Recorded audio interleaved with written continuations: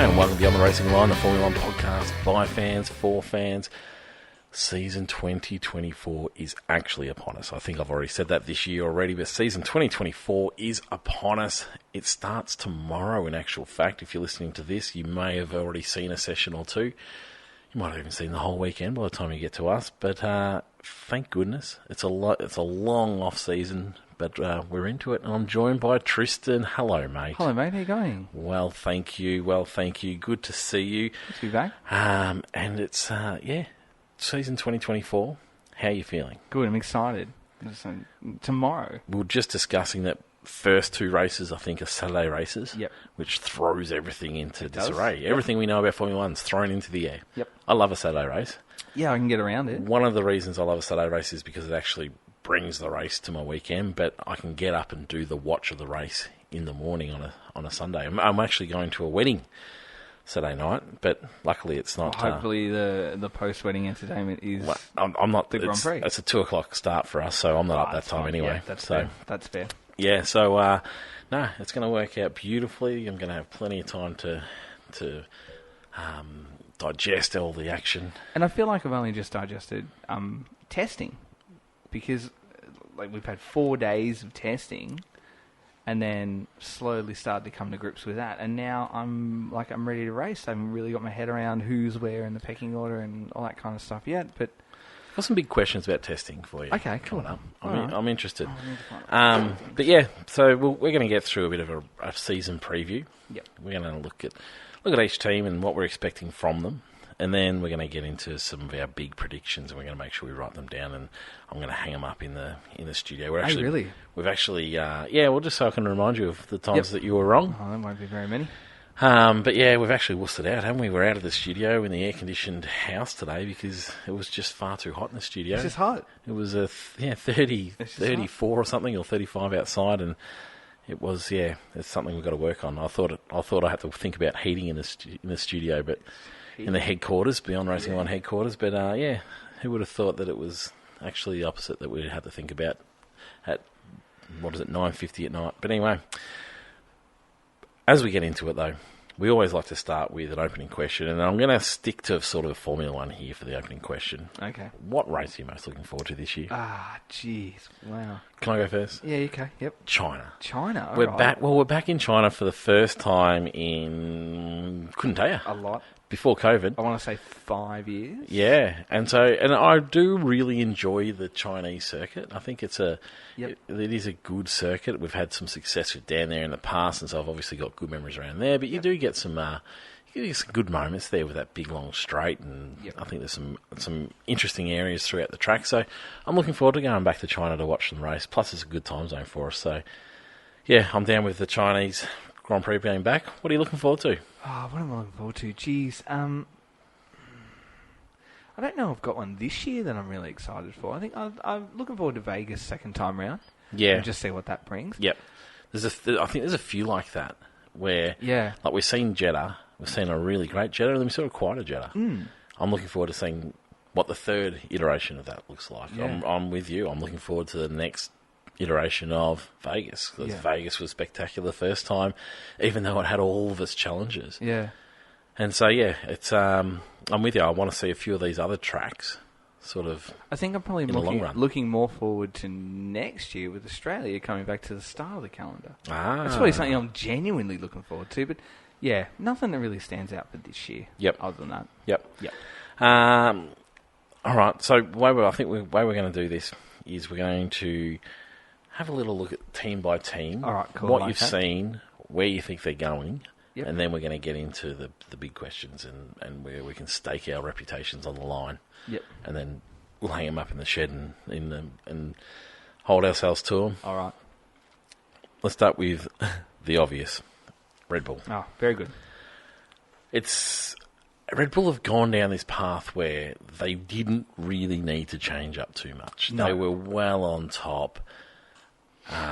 Yes, it sort of looked like some teams had caught up, but we knew that they were developing for next year. And I think everyone just expected the same car again next year.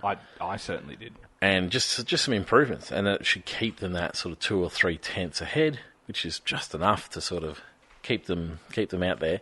And they've come out and brought some of the biggest innovations, I think, in Formula One that we've seen for quite some time. Absolutely. And they've come out and said that not only have we got these great innovations on this car already, and it looks quite different, and we've gone down a different path, which is just mind-boggling to me that they had that bravery to go and do that. Yep.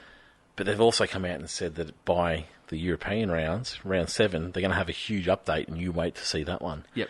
They have come out all guns blazing, have they not? So good, so good. So the overbite side pod. Yep. And then this, it's almost it's like a zero pod, but it's not really. But it is. That's the challenge. It is the challenge to explain. It is a zero pod, but we have the side pod, and then we get the overbite. Yep. Which is why I listened to. It'll be more of a zero pod at some races where they don't need the cooling. Well, I think so. Absolutely, I totally agree. I was listening to Sam Collins during the testing period, and he explained it in a really, really great way as how the airflow works on this new side pod inlet. So if you had your teeth, for example, so if you stuck your bottom jaw out and then you tried to suck air in, that's currently what the RB19 side pod inlet does. Yep. But then if you stick your front teeth out over your bottom teeth, and you tuck your jaw in, and then try and take a big breath in, and then the difference in the airflow in your mouth. Which it was a brilliant way, and then while he's doing that, actually did it. It was a brilliant way. If you're listening, try it, right now. It was a brilliant way to explain how the air's coming into the duct. I'm just imagining all these people driving around. They should be mowing their lawns and, lying in bed. Just breathing in. Bottom jaw out is the RB19. Stick your teeth out, take a big deep breath in. Yeah, interesting. Yeah, I don't know if I can tell the difference. No. And then they've got this air vent which was hidden for the launch. Yes, hidden for the launch, which is really clever. Which is sitting as I think they're calling it the shoulders of the car. Yep, absolutely. And that one we haven't seen anything like that before. No, another inlet, and then also on top, which has only sort of come out in recent days too. So on the top of the engine cover as well, they've actually gone with that sort of bathtub design that we saw on the Ferrari. I think it was the SF75 off the top of my head. They've actually done that as well. Yes, the F175. So the bathtub, which I'm a huge fan of, from Ferrari a couple of years ago. So they've actually got a bathtub inlet that sits on the top of the engine cover. Yep. It's quite high, very, very Merc-esque from last year too. And the big thing that I sort of started to wonder is because there are a lot of similarities between this RB20 and last year's Merc.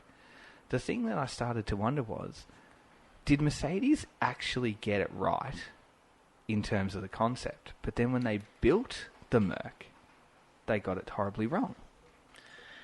Yeah, it's like what they did say is that they drew a lot of inspiration from what they had seen. Yeah. So maybe it was all doom and gloom on the track. Yep. But then, I just wonder if. Have they got elements right? But then when they put it together in the factory, that they just couldn't get it right. They couldn't get it right. So the concept was correct. They had that confidence in there that they thought that they were going to get it. That it was just there. Yeah. And that the car was there. So anyway, so they look like the big things. And then the innovation on the front nose, too, of the Red Bull as well. So we saw on the final hours of testing a different nose cover. Yep. I think we've seen quite wide noses from other teams as well, which is probably the other thing of this year, wasn't it? I mean, it just looks to me like they're going to blow everyone out of the water, but I just there's something about it that I love the bravery. From a non-technical point of view, they've got the driver, they haven't got the second driver yet, but who knows which one we're going to get this year. Is it more down his path? Lots of people have been talking about the fact that Perez just needs to drive for Perez. He needs to stop driving, trying to beat Max, and just settle for being the best Perez he can be rather than trying to be the world champion. And that would bring out his best. And I probably agree a little bit. I can understand, but I don't think Formula One drivers ever really can do that. Yeah. So, that'll be an interesting watch. And then, of course, there is the Christian Horner investigation. And this is, for me, this is the biggest question mark on the team this year because they have been such a settled team. But if Christian goes, who knows what might happen? For me, he's the glue that sort of holds everything together. He's like the football coach. He's the football manager. I really feel like he holds everything together. And if he goes, I can see probably other people going as well. And I think that'll be the interest point around the team. But, I mean, without having any idea what's going on there. We can't comment on whether that's like a moral team thing or what it is, because we just don't know any of the details. But yeah, so it'll be an interesting one. So for me, like Red Bull just charging along, you can only admire what they've gone and done. New rear wing as well, sharper sort of end plate for the rear wing too. But the one thing that might bring them undone is the controversy, and we do see how that does affect whole teams. So it'll be interesting to see how they start. See if you can get some photos of the actual flow viz that have gone, especially on the undercut of the side pod. It is it's perfection once again. I love seeing Adrian Newey actually under a car at testing. So isn't it good? Isn't it good to see him actually in amongst it, like lying on the ground underneath a car? Yeah, there's a great example of the wash too on the wet weather testing video on YouTube at the moment as well, where you can actually see the wash coming off it, and you can get a bit of an idea on how the aero works on it. So it looks to be incredibly efficient once again, regardless of the changes that they've done. Just the airflow efficiency, I think. I don't know. Feels like it's going to be a 25-week victory lap. Yeah, I'm probably with you. However, I can't see how they can achieve everything that they achieved last year. Like, I'm not sure we gave them enough. Like, it's just because they were ticking it off week by week, and it just seemed to be, how does a team not have proper problems? Like, they barely had a problem all year, and that just speaks hugely for their team. But I somehow feel like it's almost impossible for them to achieve what they've done again. I feel like there has to be a moment. There has to be a crash. There has to be a breakdown. There has to be a couple of things that they've missed throughout this season where they cannot possibly achieve what they have. But I mean, geez, doubt that with at your apparel, really, isn't it? Yeah. But yeah, so for what they have achieved last year, even if they didn't win 3 races, it would still be an amazing season. But it would almost be for us a failure after what they did achieve that last season. So. Yeah, it'll be interesting. It'll be really interesting. We'll go in order of last year's standings. So obviously Mercedes were the team that just managed to pip Ferrari. What are you seeing from Mercedes? I'm not quite sure at the moment. They look to have started just in a bit of a solid fashion. They've ticked all their boxes. Their run plans have gone to plan as well. They haven't blown anyone out of the water in terms of long runs, qualifying runs, high fuel, low fuel. They're just ticking along. I don't think they have got a lot left in the tank. I don't think they've held a lot of cards back either. I think what you've sort of seen in testing is going to be pretty relative to what you're going to get for at least the first quarter of the season. Yep. The concept has been pared back, which it needed to be. We were highly critical of that last year.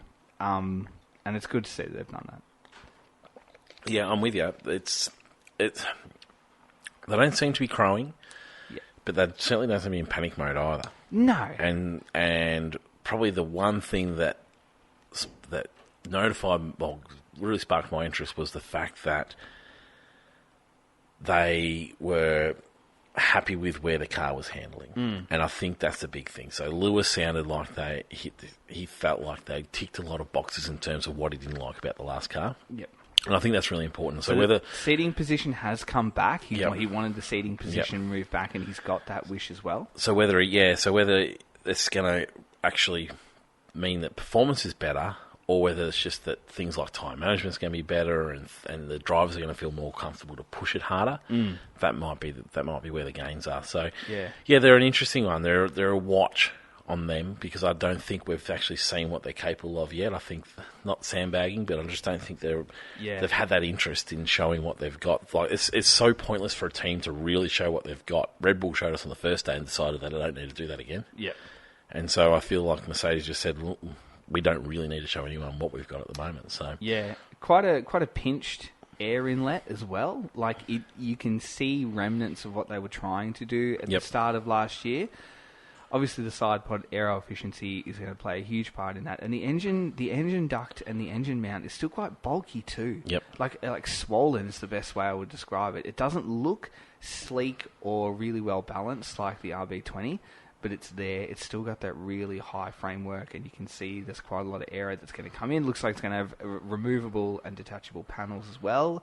throughout the season. But yeah, interesting that pinched nose.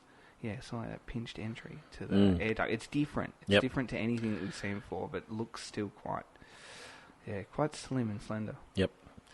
Last season with Lewis Hamilton, how does that play out is a really interesting point as well. So do we start to see there's a favouritism of Russell, or have they been too far down the road with Lewis to allow that to happen to that relationship? It would be horrible to see it deteriorate like that. I think he's smart enough to know that it's eventually they're going to close the doors on him. He's going to come out of development meetings fairly soon. Yep. Well, if he's probably out of some of them at the moment. You would say that he's probably however, what they're developing this year, they want to make the most of it, and so there's still plenty of development for this year. So yeah, it'll just be an interesting situation. I'm sure that everyone can deal with it in a mature way, but yeah, that'll be the watch. I think if we ever do get to the point where Russell's getting favoured over Hamilton, we might see a bit of a deterioration of that. But yeah, I would have thought they're too far gone down the road together over a long period of time to let it affect them. What about the new front wing, the little attachment? So dubbed the Y250 front wing, because it replicates its name of the air vortex, which is going to send disturbed air across, which I think is a really clever innovation because you're allowed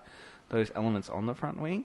It's a detachable element too, so if it needs to be deemed illegal, which it isn't, it's been deemed legal for months on end. Yep. So the sort of I guess the daisy cutting that you get when someone does something really, really well, no issues from Mercedes or the FIA because it was all ticked off pre-testing. Yeah, it's a common theme across this part of the season and it's not necessarily the top teams. Sometimes it's the mid teams and even some of the back markers.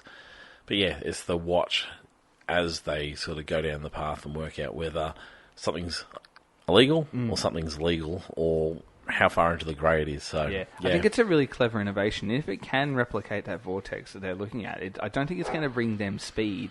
Yep. But what it's going to do is it's going to give them a gap from whoever's chasing. Yep. So it's probably not about their own aero efficiency or their own speed. It's about putting a little bit of a barrier between them and whoever's chasing them behind. So I think it's really good. And I know Mercedes have always been really good with their clever innovations. So there's another really good example. I can imagine it'll only be a 1 year thing because it goes against what Formula One's trying to achieve in terms of that close following. So yeah, it'll be one of those things I think that they'll have to let go because it fits within the rules, and then they'll tighten it up for next year. So let's move on to Ferrari. The beautiful looking machine. Best looking car on the grid. Beautiful looking machine, yep. Yep. And then they probably went the opposite way to what Mercedes did. Yep. They were happy to go and put in some show runs. They were happy to go and find out where they're actually at. Yep. They absolutely, their biggest Achilles heel last year was tyre wear. Yep. They just couldn't keep the tyres on the right level to push that car, and so they could never really push that car because as soon as they did, tyres dropped off and the race disappeared from them. So they believe that they've sort of conquered that, which allows them to push this car further. So they think that they had more in them, which is what we sort of saw at Monza when they came out and surprised us at Monza with that incredibly strong performance. We're like, oh, we didn't expect that, but the tyre wear at Monza was sort of fitted in that they could actually achieve that. They're thinking they can do that at more places. So I think they'll be a big watch for us. I think they'll be a real big watch. So to give you a bit of a comparison, looking at some of the data compared to McLaren, because McLaren will be their closest rival, they're looking over the course of a race simulation. It says 0.97 is the difference between them on the softs and the mediums to McLaren, but it's the hard tyre, which that was their big play last year. Is when the hards came on, they went the other way. And in comparison to what McLaren showed, which from what McLaren tell us, they are holding quite a lot back, so they're the unknown. But it was only a 2-second gap on the C1 hards, so they look like they've fixed that, especially with the high fuel as well. Yep. Really, really thin inlet on the air ducts as well, and a really large, sizable undercut. I noticed on the bodywork. I love the side pod too. It sort of has that water slide effect, but it's very curved and it hugs the body as well. So it looks like they're trying to direct that air down to the lower end of the wing. Yep. Which is a different direction to what we've seen with most others. I want to go straight across the back of the wheel arches. Moving into the team aspect, once again, we've got that watch of a driver exiting. We know he's exiting. Yep. It's a full year. it's not necessarily his choice. So will he necessarily follow team orders if Charles Leclerc needs him to follow some team orders? Is he going to be as motivated to do that anymore? Possibly not. I mean, he still needs to have an employer, but I tell you what, employers don't necessarily get grumpy by seeing drivers becoming aggressive. Well, I thought his comment was really good that, you know, once you're a Ferrari driver, you can really go anywhere. Which is kind of true. It's kind of true. Yeah. So it'll be interesting to see how he performs with the team and how happy families it is towards the end of the season. Particularly if they find themselves in a bit of a battle, he mightn't be as necessarily as keen to move over for a Charles Leclerc issue or something like that. Has he got a bit of a free pass to wherever he likes next year? No, God, no. No, I think it'll depend on the team. It'll depend on the people. And a bit will depend on this year. If he has a bit of a I'm falling away season, then, I'm sure there's a seat for him somewhere. But, I think McLaren's closed. Mercedes is a possibility, I guess. Yep. Ferrari's obviously closed and Red Bull's probably closed. It's not necessarily closed for him, but probably closed. Yeah, probably.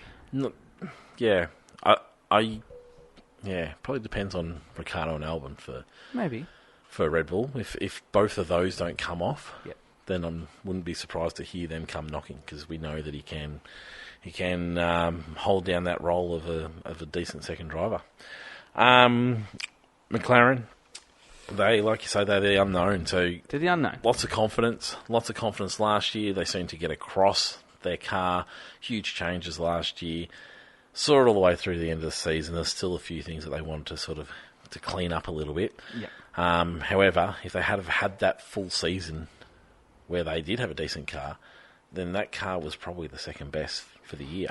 And so where do we see them? Are they still that second best car? I mean, just because they finished fourth, I don't think that's the car that finished the season. So therefore, you sort of would have to think that maybe they're still the second best car on that grid.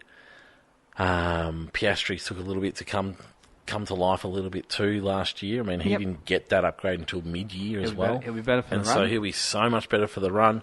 We've got Norris sort of at the top of his game and expecting big things from that car. They're expecting big things from Norris, but I think mostly Norris is expecting big things from that car, and he's just signed a big deal, and they're going to want to see it come through. So, it'll be an interesting year for McLaren because they're now expected to perform. They've come from the bottom of the rung for such a long time, and now they're expected to step up. So, thoughts on McLaren? I'm not really quite sure with McLaren. McLaren are the unknown at the moment because, as I said, their upgrades look okay. It's not a drastic change in car. It looks very similar to last year.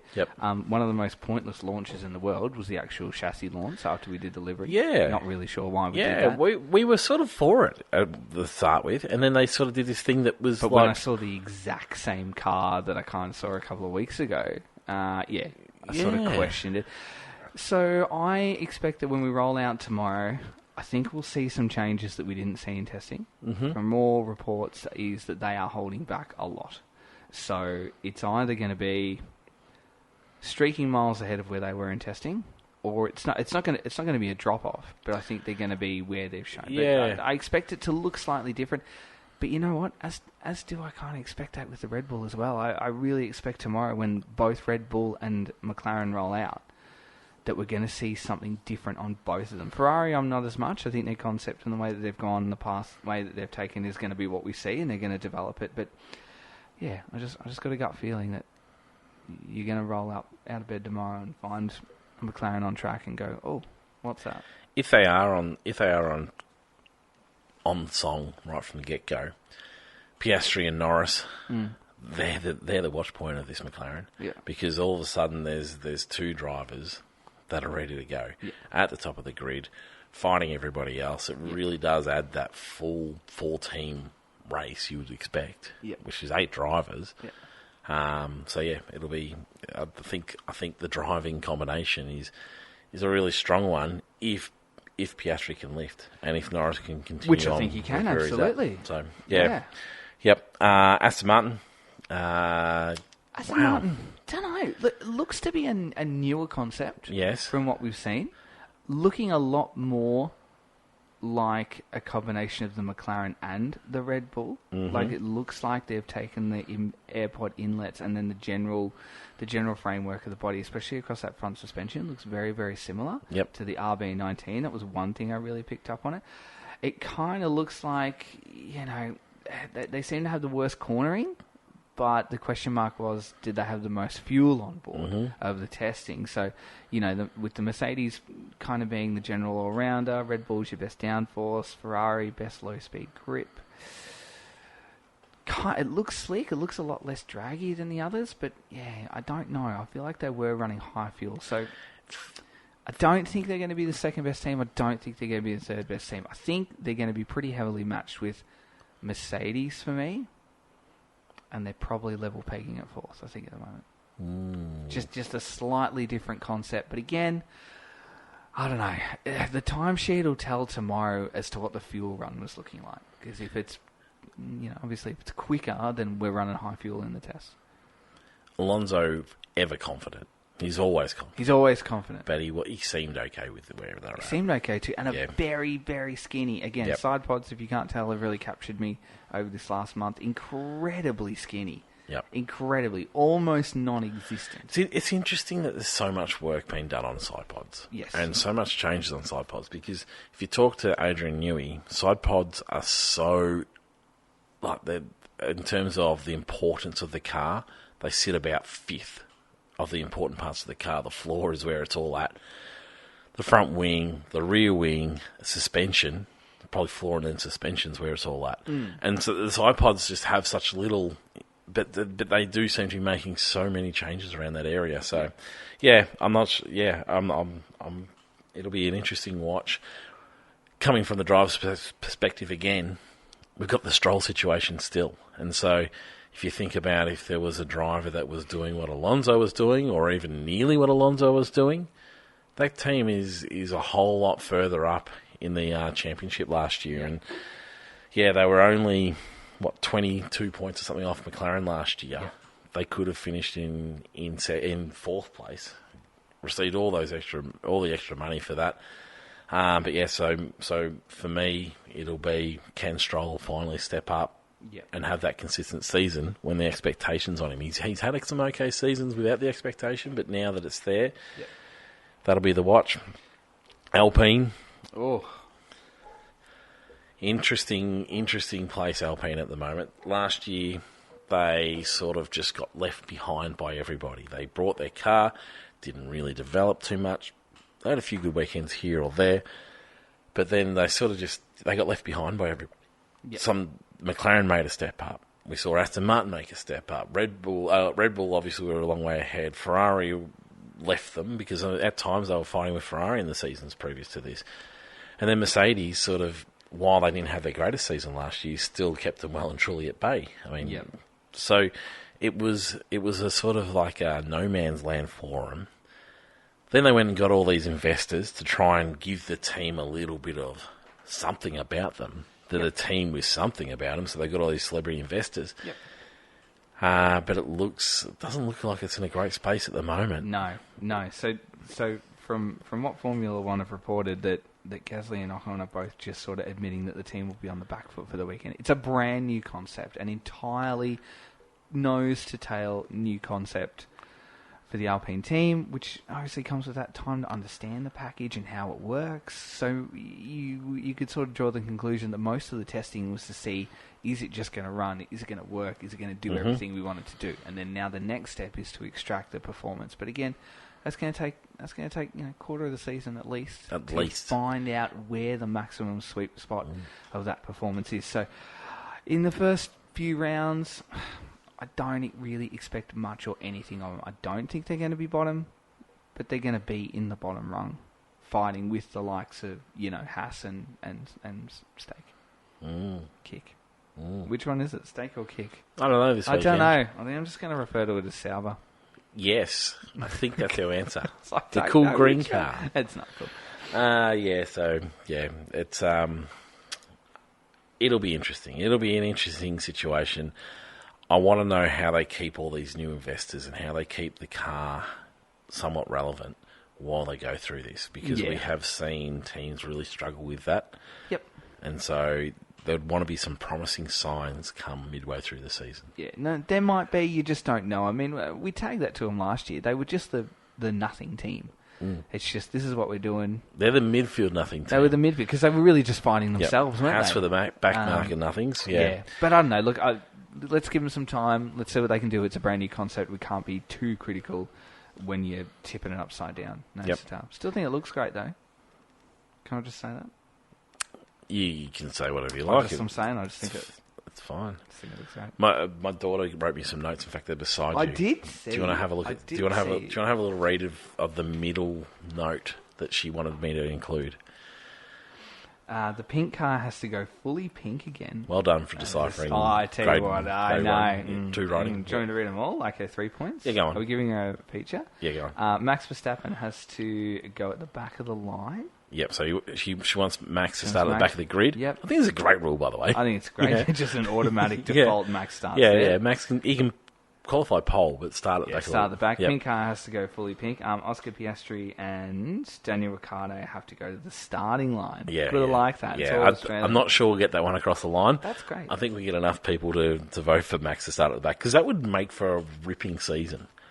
How many points would he win the title by if you started at the back every race? I don't know. How many points? Well, you get 25 for a win, so 200. Yeah, I still think he would win by some margin if he started back. They're incredible notes. They are good. I like to think that's the kind of note taking that you get on Sky some week. I think so. Yeah, absolutely. But yeah, the pink car go fully pink, and I can't believe I'm going to say this, but I feel like if we're going to change that livery, just add more pink. Well, we added a little bit more blue. Add more pink. Get rid of the black. But anyway, that's I don't want to sound like a broken record. Williams. Moving into Williams, they were the surprise packet. They made the changes with James Vowles. My goodness. We haven't mentioned Netflix Drive to Survive yet, but I've actually watched this season so far. Well, some of it. Yep. I haven't watched the last few, but this one, and then James Vowles is a different cat, isn't he? Yeah, absolutely. I love that episode when we got to meet him, because I was explaining to my wife that in the past, the only exposure we had to James, the most bits of exposure we had to James was when he used to do those wonderful explanation videos after a race where he'd explain why the team made the decisions they made. The little YouTube ones. Yeah, and he just did such a beautiful job of that. But yeah, to see James in more detail and to see he's interesting, or not interesting, but he's great eating habits, and then some of the things, and it's just his whole life is data, isn't it? It's all driven on data. Yeah. But yeah, he made some great changes, even though he said openly that it was worse at Williams than what he expected. He still managed to make some big changes with that team, and that's not because of the things that he developed on that car with that team. It's just some of the things that he felt like they could improve. I think just this concept of break everything. To work out what the limit is. I think just giving them that freedom to do that is really important, and that sort of speaks to, I guess, him as a team principal. What's the success look like for Williams this year? I think success looks like a few more points. It doesn't have to be drastic. It really doesn't, and I think there'll be people out there going, yeah, okay, it really, really has to be, but I don't think it does. I think just a few more points. I think it's some frequent sort of top tens. Frequent top tens, but in qualifying. Yes, that's what I was going to go. Like it's like a qualifying into a race points, which I feel like is nearly harder than it's been in the last couple of years. So, like, there's a few things that I'd like to see them do, but I feel like it's going to actually be harder because we're expecting to see we're expecting to see 5 teams, 4 teams consistently. So that's 8 drivers. It only leaves 2 positions. And if Aston Martin get it right, then it's probably leaving no positions to make that happen. So they've got to start tangoing with the big guys. And so I feel like they could have a decent season, but it not really look like it on paper. Will they be this last year's Alpine this year? Possibly. Where it'll be, we're not stuck at the bottom teetering around. We're not at the pointy end, because really you could say that there's a top 5 this year, and that they're predicting. That's what we're predicting. We're predicting a top 5, and which possibly is another team filtering into that. Maybe, yeah, maybe. Possibly. And maybe that's Williams. Maybe they're the ones that are going to sit in the middle and either battle it away on their own and just find those scraps that, at a wet Silverstone might fall their way, or at a Spa where they've got that really good high downforce package, or at a Monza, or, just the sprinkling of points there. But I think that's what success looks like for them. So my concern for them is that they could have a better season than what they had this year, but actually go backwards in the constructors. Yeah, well, I mean... or get less points, because everyone above them is just sort of solidified where they're at. However, we do then go and get race results happening. Yeah. I mean, the perfect race never happens for every team, and so we will see them in the points. But yeah, so it's an interesting one. I mean, Logan Sargent really needs to step up. Yep. He really needs to step up. I think he'll be better for the run. I can't see Sauber. I can't see Haas. I can't frequently see Alpine at the moment. I don't know. I can't see them beating them. I really can't. But then, on the flip side of that, I can't see Williams beating Aston. Or possibly. And then if you can't beat Aston, then the other four are out of reach. So that sort of leads me to believe that that's going to be their spot for the year. Their danger is that RB, Visa Cash App, Red Bull, Racing Bull, RB, I don't know what they are. V-Carb. Yep, AlphaTauris. The big Toro Rosso, sorry, isn't it? Toro Rosso. Yeah, that's what we're going to call them. So the threat is that they're going to improve and push them back a little bit. Yep. Now, Alpine may drop behind them, particularly at the start. But yeah, so they'll be an interesting watch, but they desperately need that second driver to pick up the points. Yeah. Desperately need that points. We didn't mention the Alpine drivers. Is that going to get out of hand? There seems to be a little bit more prickliness than what we... Nah. It sort of got talked up last year and then it sort of turned into nothing. I think they've managed it well as a team for it to be a non-event. I'll tell you how you turn it into something, and that's when you get bad results. Not nothing results like last year. If they start getting some really bad results, we may actually see some prickliness pop up. Okay. You start to see that sort of thing. If they became really successful, you might actually see it pop up a bit more. So, yeah, I'll be interested. So anyway, James Vowles, hopefully he's continuing them in the right direction, but yeah, what an interesting guy. Then we've got the RB, so this is the Visa Cash App RB of Ricciardo and Yuki Tsunoda. Some really positive signs coming out of this team. I don't think we can get too carried away just yet. I'm not sure they're at the point of challenging for that top 5. No. But my goodness, there is some good signs there. And Zach Brown is not going to be happy. No. Zach hates the old double team ownership at the moment, which is his big thing. I feel like he's saying that because they are a threat. And that he knows that they could possibly get in the way. He's always had this idea that, he's always had the opinion, which is fair enough. Yeah. There's a fair enough opinion there. But it feels like it's intensified because he's got some worries, doesn't it? Yeah, I think so too. I agree with you with that. I'll be interested to see if he's worried that McLaren, who we expect to be so high up, if he's worried, if that's where he really expects RB to be challenging. Look, the overall talk around the RB is that it is just essentially last year's Red Bull spray painted. They have taken on a brand new suspension, so they've gone with the same suspension setup that Red Bull are running this year. Did you know? And I didn't know this, but did you know that they had previously run a suspension setup that was from Red Bull's suspension package nearly 5 to 6 years ago? No, I didn't know that. I didn't know that either. So Red Bull currently going with the pull rod system. It's a little bit of a pull versus push rod, and they've gone down exactly the same suspension package as what Red Bull have gone down. So I think that's going to pay dividends as well in the way that car operates and just generally corners, which last year's was not a great cornering chassis. So I think that's going to be really important. But you're right, that's the sort of talk, is that it's last year's RB19 in a brand new livery. Yep. So if that's the case, and it's to be believed, I mean, both drivers incredibly happy with what they had out testing.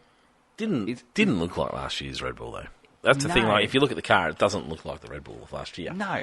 However, the things that are important on that car, you can't see. No, that's right. And so it's, it'll be interesting. One other thing that they're really happy with is the fact that they got an experienced driver to do the development from the start of pre-season. Yeah. And so that they could get some feedback last year, and they got feedback this year, and they've got Dan Ricciardo on board, and he's going to be able to give them the feedback. And I think that might actually be one thing that will really get in the way of Ricciardo. If he has a great year and Perez has a poor year, I'd be surprised if they're a little bit unwilling to drag him out of that team and put him into the Red Bull, because it might be really costly to that second team. And so, yeah, it'll be an interesting one to watch. I think we'll find out who Yuki Tsunoda is this year, because I think Ricciardo, a full season of Ricciardo was a different quantity to Ricciardo coming in halfway through the season and then breaking his hand. Yeah. I think it's going to be a more of an interesting watch, that one. So, and Yuki sort of did step up a bit last year. I think so too. But there's a huge amount more that's required from him. If he's going to be a Formula 1 racing driver, he really needs to step it up, because I think it'll be that'll be the watch for them as well. Yep. Alfa Romeo, which is now Kick, Sauber, Steak, Sauber, F1 something. F1. It's the green one with the black on it. The really green one. The gross one. Yeah, it looks cool. They're still in the mode of we're working towards 2026. Yeah. And unfortunately, I think that season's going to be like that. They've definitely made improvements. Yeah. The car's improved a lot, but there's not a lot to sort of mention here. No.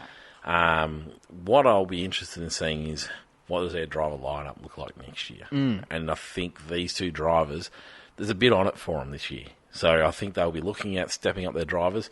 If I was them, I would be wanting to have my gun drivers the year before the car was going to be started, but you will probably not get that, because those drivers aren't going to want to go through that necessarily. But I wouldn't be surprised if we do see a Carlos Sainz arrive there, and then it's going to be one of the other two. Or is it not one of the other two? So I think there's a bit on the line for the drivers. I think so too. Yep. But lots of decent people in that team. But unfortunately, they're mainly thinking about other things. But I wouldn't be surprised if they surprise us. Yeah. Is that a contradiction? Kind of yes, kind of no. Yeah. Like, could they roll up second best? Yeah. Yeah, absolutely. No, not second best. They could. I really think they could. They've got a lot of good people there. I don't know that they're rolling into second best, but I wouldn't be...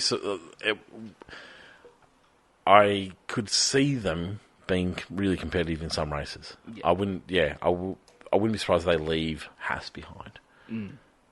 Getting onto Haas, uninspired. They took out the man, Gunther Steiner, who was giving them a look, but unfortunately, probably wasn't developing the car. Well, not probably. The car wasn't developing the way it should have been. It just wasn't developing. No. And so they brought in these older drivers to give them that sort of feedback, and there's still nothing was happening. I would argue that the Hulkenberg and Magnussen arrival was probably not a great idea for that team in the end. They should have stuck with a Schumacher and probably a Hulkenberg, because at least then you're standing for something. But anyway, it's an interesting one. It's an interesting one to watch. But with new leadership comes probably new direction. Yeah. It came a little bit probably too late for the team to make too many major changes now.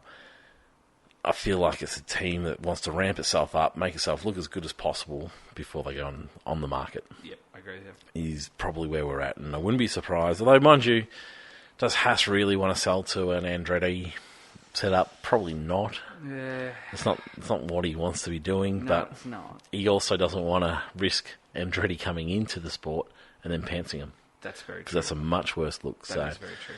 Yeah, I don't know. It feels like they're sort of just dressing themselves up dressing up the pig to go to sale, but we'll wait and see, I guess. But hopefully there's more in it than that. Getting into some bigger questions. Okay. Who are the biggest improvers this year? Who are the biggest improvers? Yeah, we've been through a few. But who makes the biggest steps this year? RB makes the biggest step. Yeah, I tend to agree with you, but it might not even look that big. Once again, like the situation with where the teams are at, they might make a big step, but then it mightn't look that big because it's just at the back of the grid. But I think if RB could end up in 6th position on the grid this year, I don't think that's a stretch. 6 in a championship. Yeah, I reckon they could do something more than that. That's beating Aston Martin. Yeah, maybe. It's beating Mercedes. Maybe. Yeah. You just don't know. Yeah, I'm with you. You I'm just with don't you. know. I wouldn't be shocked. If I'm not willing to put it above 6, but yeah. If we got 5 rounds in and they're sitting fourth, I'm not going to be taken aback with shock. I would just quietly nod my head and be like, okay. Next question.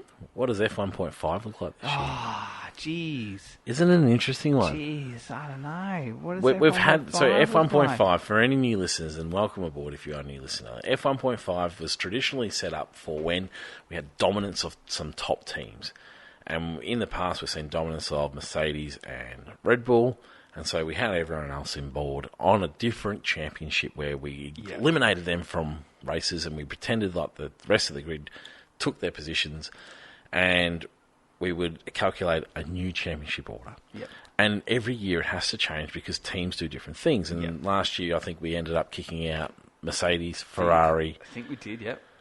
We didn't kick McLaren out, but we should have because they came so good, but it was too far gone. Was well half into the season. And obviously we didn't have Red Bull out. But this year, I mean, what does it look like? What does it look like? I could nearly see it just being eliminate Max. And then who could the rest of it be? There's sort of two ways. You could just take Max out and do everyone else. Yep. But then you could also go... Bottom 5. Oh, yeah. Or do you go... I could see Ferrari, McLaren and Red Bull being the clear front 3. Not sure with Mercedes. Not sure with Aston. Yeah, so I feel like in that RB. situation, all you're doing is allowing 2 teams to be involved. Yeah, so then could you go nearly... you could say maybe Mercedes to... So I feel like it could be a top 9 and a bottom 5. Yeah, it could be. Look, I would expect the bottom 5 will be Haas, it will be Stake, it will be Alpine. And probably Williams. Probably Williams. And probably RB, but we're not real sure. Probably RB, but maybe not RB, but then you could go the other way and just go Mercedes down. Yeah.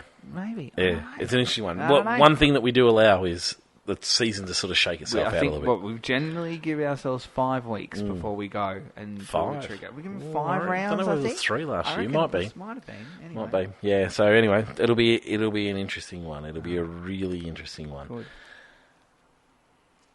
Rightio. I want you constructors in order. Yep. I'm not going to make you do drivers. Okay.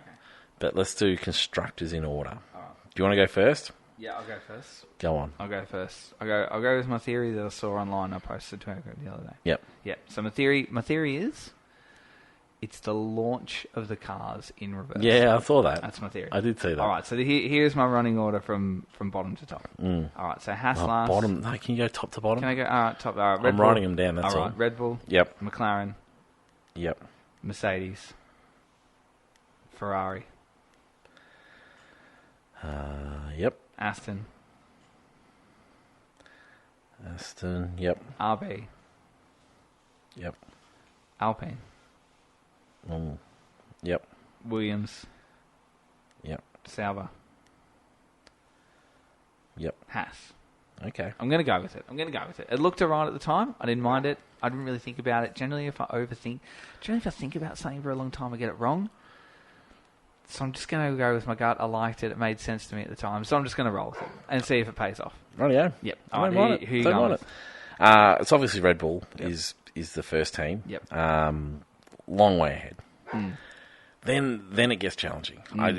For me, it's McLaren or Ferrari, and I think it's probably pretty tight. Yep. But I'm going to go with the McLaren. Okay. I think they're the next. Yep. Ferrari. Then it's Mercedes. Then we've got Aston. RB. Yep. Then we've got Williams. Alpine will get it together, but far too late. Yeah, okay, that's fair. Then we've got... I'm trying to think of who I'm missing. Stake. Yep. And then we've got Haas. Is there got enough cars there, or have I missed someone? 1, 2, 3, 4, 5. 1, 2, 3, 4. Yep, that's it. Good. So yeah. So I think for me it's Red Bull, McLaren, Ferrari, Mercedes, Aston as a top 5. Yep. Yours was Red Bull, McLaren, Merc, Ferrari, Aston. So it's just the Merc and the Ferrari for us. Yep. I feel like I should probably have Ferrari second, but don't know. It's an interesting one. And then, for the bottom ones, I've got RB, Williams, Alpine, Stake, and Haas, whereas you've got RB, Alpine, Williams. So, pretty close. Pretty close, both of those ones. Rightio, let's get into some driver predictions. Who's your top three? Who's my top three? Championship. Top three is... Max. Number one. All right. It's Max, it's Charles, and it's Lando. Interesting. Okay. Max, Charles, and Lando. All right. For me, it's Max.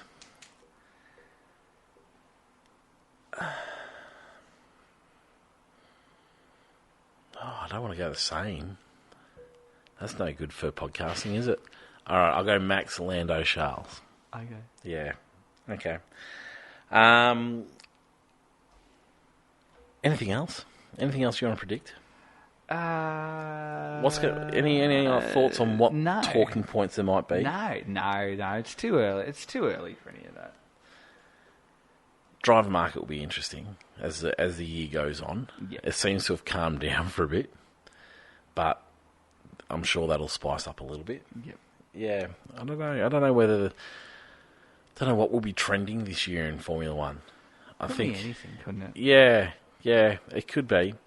I think track limits will rear its head again, as always. But that's always around. I wonder if it could just be a quiet year where we just race. And that's all. This is Formula One. I don't know, it could. It really could. This is Formula One, my friend. It really could be. You never know. Yeah. You never know. I doubt it. Fantasy. Let's get into some fantasy talk. We did do a little fantasy preview. You did a little fantasy preview. Yeah, well, that's true. Yeah. Well done to you. You're out of action. Well done to you on that too, by the way. Thank you. It is a weird concept to do a little pod by myself. Yeah. Because I can't think of another time where it's happened. No, neither can I. When we used to have the three, Yep. we would occasionally have Watsy on if you couldn't make it. Yep. And that felt a little bit strange because it was generally like Watsy would be the one that had work commitments or something like that and he wouldn't get on. Yep. But to then go and do something by myself, it was like, I got no one to bounce off here. Yep. Cool. But anyway, it was, fantasy. Fantasy. All right, have you got the code there? Can you share the code with us first? Yes. Give me a second. As I said on the pod, I don't know how many people are actually looking. I've got it. Oh, good. We'll so do if you it. want to get Perfect. Well, why'd you ask me? I just wanted to see because you were up and about when we started. You're like, let's mention it early. Yeah, and then I forgot. We're 3/4 of the way through. We're at the end. So Fantasy 2024, it's BTRL Fantasy League. The code that you need to sign up with is C72WFM MAP08. I'll read that again. So C72WFM MAP08. Get on board and join our fantasy. I know most people will be waiting till the end of free practice 3 to really dive into it, but we're ticking along very nicely at the moment. We're upwards of getting close to 30 entries so far, which is good. Limit this year, really cracking down this year on a little bit of the controversy from last year, where people alleged to swap teams and enter teams and replace second and third teams. So full crackdown. It's one team per entry. So you can't have multiple teams in the league. So can I go through some of the names of the teams? You can go through some of the teams. I did mention 2020 BTRL champion. That's John Marshall.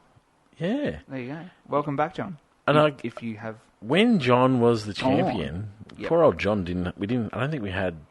Prizes or not decent prizes. 2020's a long time ago. Not decent prizes. So, inboxes, John, missed out. Obviously you've seen us on the socials. So, like, inboxes...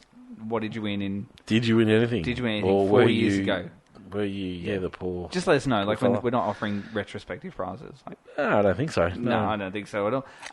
All brains, no brawn. I like that was, I think, around at one stage. Yep. Ali Soon, which is an Alison Johnson entry. I like that we got names back. Me too. It We is know good. who they are now. Yes. Footwork Heart. Don't know what that's all about. I'll have to ask that person what that's. Got What It Stakes. I don't mind that. Yep. Gunter Haas departed. I like that. Yeah. Radio Check. I always like that. I find that amazing that they radio check all the time and that Netflix always plays the radio check. Always plays the radio check. Yep. Sausage Curb Launch Control.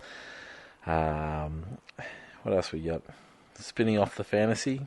Quite good. I like it. Yeah, Stray Enough Said. Yep. Yeah, so... Sucks to be Haas. Super Karate Monkey Death Car. Oh, I miss those ones. Where are these? I like that one. That's good. Yarn Hawk.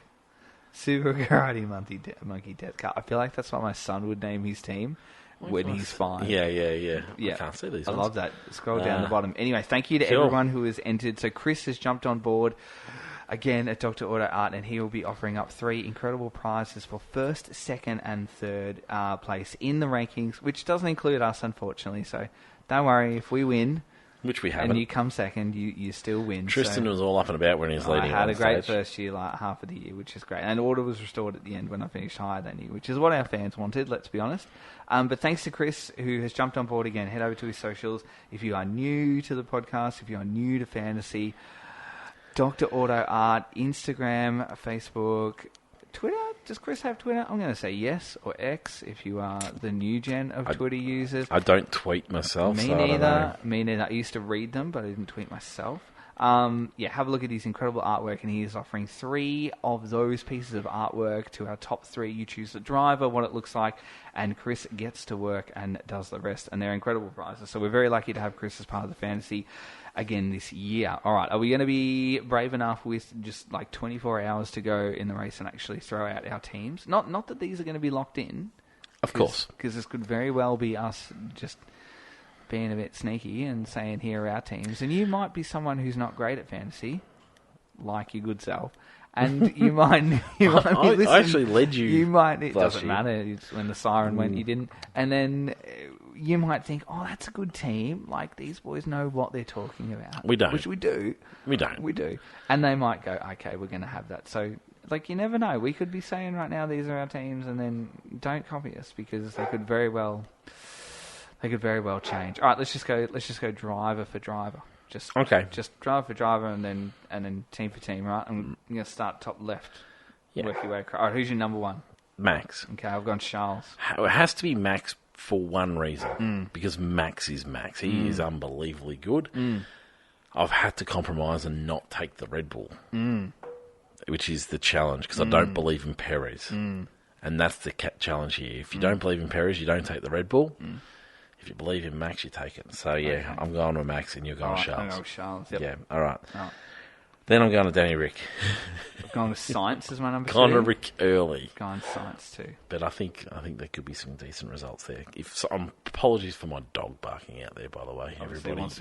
Everyone will be hearing that through the sounds, and yeah, my apologies. But he'll jump. Studio today. He jumps all over Tristan whenever he sees him. Yes. Yeah.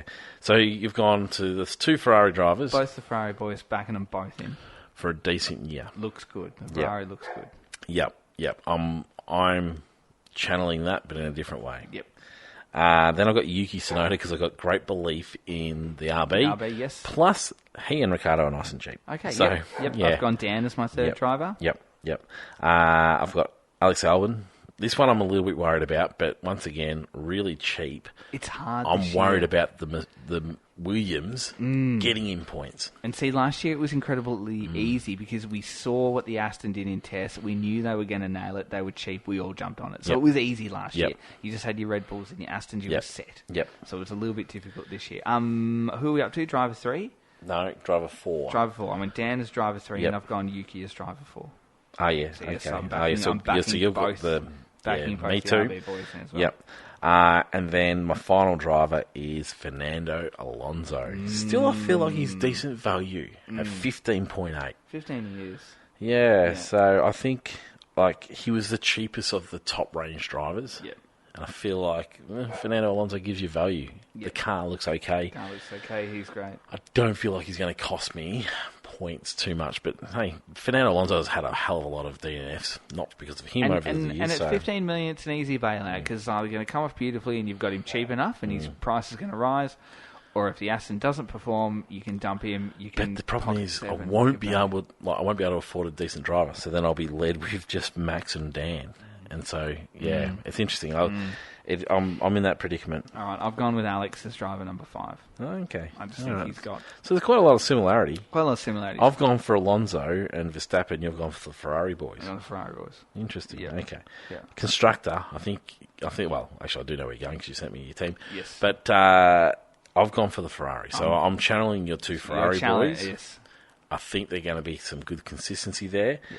It may change to the McLaren. No, I don't think I can afford the McLaren. Yeah, so the McLaren's 23. So, and look, I don't know if I can separate the McLaren and the Ferrari, so I'm happy with the Ferrari. That's fine. I am backing the Red Bull in. It is bulletproof. What's it cost, by the way? 27.9.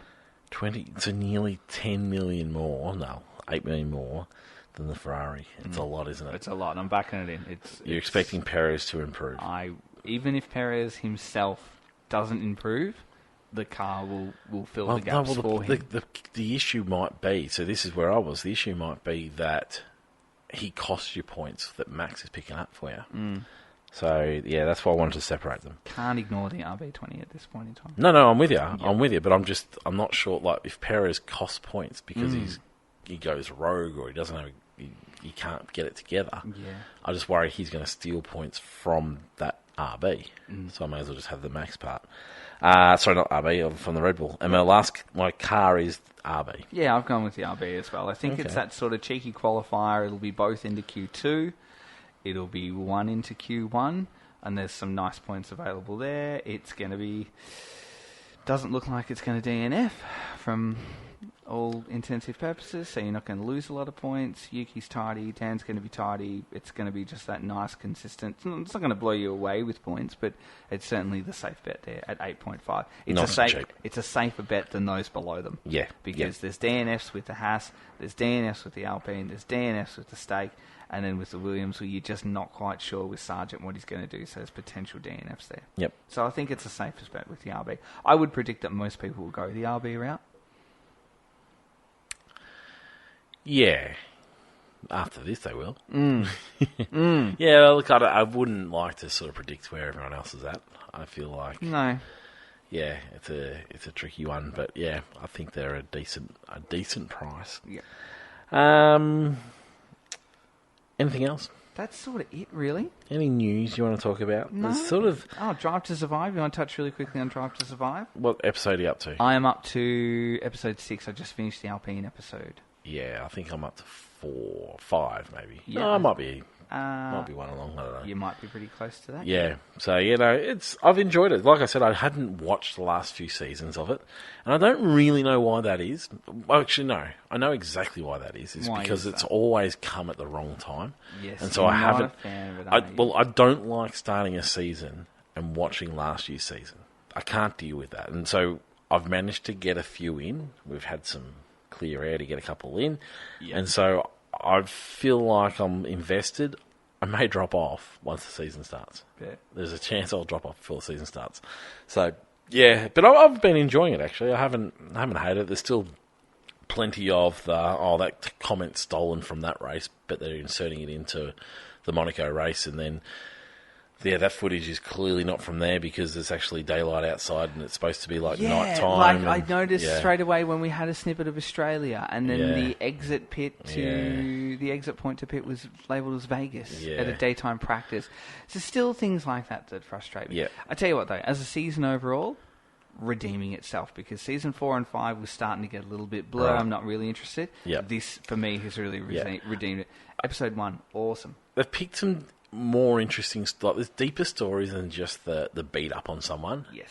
And I quite like that. And so, I'm with you. I think the storylines I think the storyline's been great. Episode 1 was fantastic. Yep. Even, I don't like Stroll, even the little element of Stroll in his, hand and wrist break and toe and whatever was really, really insightful. I love Lawrence. I love Lawrence. Did you buy the love for the kid? I did, yeah. I think as a dad myself, yeah. Yeah. I actually did too. There was a moment where I was like, this isn't what I was quite expecting. I don't know what I was expecting, just because they're incredibly rich. Then does that love disappear? What I did enjoy is when he came back into the building after the race and he went to go get all the congratulations and no one really cared about him. I'm like, oh, yeah, you can understand why he's got that mantra of no one cares about me, because no one does really care. Yep. Yeah, no, I really enjoyed the James Vowles episode. I thought that was good. I'm enjoying having Claire's point of view. There's a couple of nice lines in there from Claire where she's like, it's so hard being the team that's always at the back and being beaten up on, because that was us until I left. Yeah. And I was like, yeah. So no, it's really, really enjoyable at the moment. And sort of, God, if it could come out a month ago, it would have been even better. It would have been good. It would have been even a little better. bit full on at the moment is what we're watching. Yeah, but no, it's all pretty good. Actually, I'll tell you what will be trending this year. Drain covers will be trending this year. Oh, they already are, aren't they? Yeah. Just weld it down. Well, it's It's interesting though, because these cars have been around this circuit for a practice. Yeah. They've been around it for a race with this ground effects in place. So I'm interested to see, and the prediction is because they're pulling up drain covers that haven't been looked at or needed before. Yeah. And so, whether it's because it's at practice and they don't need to limit track limits, but it's an interesting one. So, I don't know. It'll be, I hope not, but I'm worried that we're going to lose more sessions because of these ground effect rules, sucking things up that they haven't experienced before. Yeah. And so it could be a little bit of a challenge for them. So, but I hope not, because I don't want to lose sessions on it all the time. They're expecting, the word is that the Christian Horner issue was going to be sorted on the eve of this weekend. Yep. Well, sorted, or I don't think it'll be sorted for a very long time, but they're going to come out with some sort of finding. I feel like that may suggest that Christian's going to be in the all clear or wiped under the carpet sort of situation. Yeah. Otherwise, I feel like they'll be preparing us for a shock announcement from Red Bull, or we'd be hearing stories of Red Bull where the team's been blown up from the inside.